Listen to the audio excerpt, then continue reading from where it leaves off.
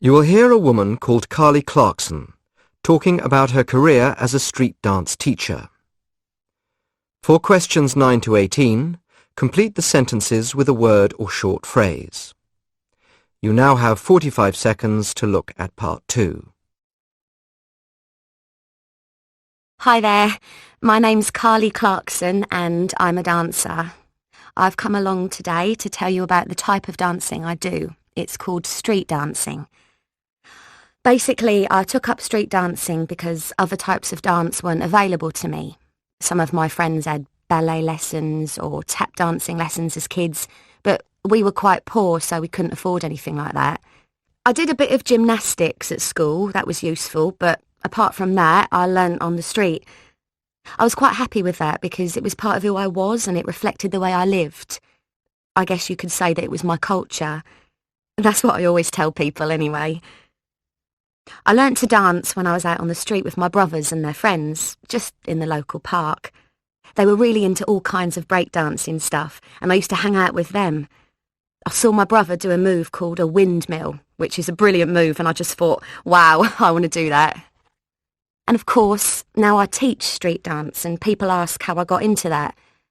I guess I wanted to be able to give kids opportunities I'd never had myself. I've been teaching street dancing for 10 years now, and to all sorts of ages. I teach anything from 4 upwards, but I have taught 65-year-olds. I guess the best age to start is around 5 years old, though. I teach in different studios. I have my own performing arts school, which is called Footsteps, and that's where I'm based. But I go out as a freelancer too, going into other studios, to dancing workshops in the community, as well as working with kids in schools too. So, is it always fun? The answer is yes, mostly. It's certainly not stressful or anything. But when you teach, you give away a bit of your soul, and sometimes people don't always appreciate how much hard work goes into it. That sometimes can get a little bit frustrating. But, you have to rise above it.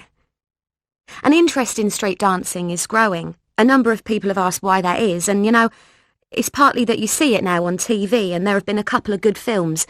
But I think it's mostly because of the fact people aren't getting enough exercise, and so the government is now taking notice. So people like myself are now paid to go out and promote healthy exercise. Maybe it comes better from us than from doctors or sports coaches.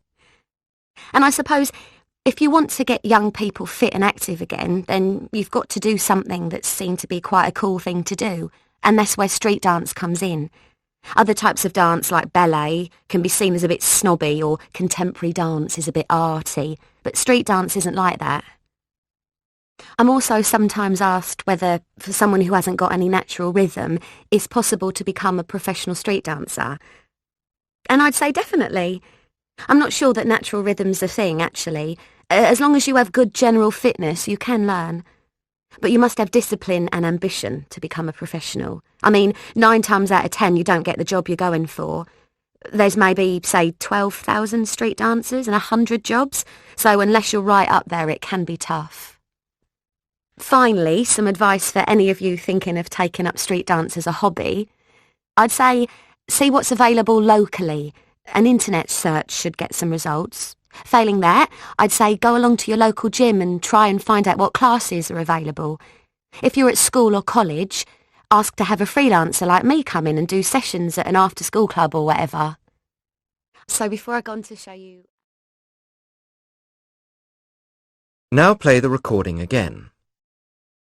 That is the end of part 2. Now turn to part 3.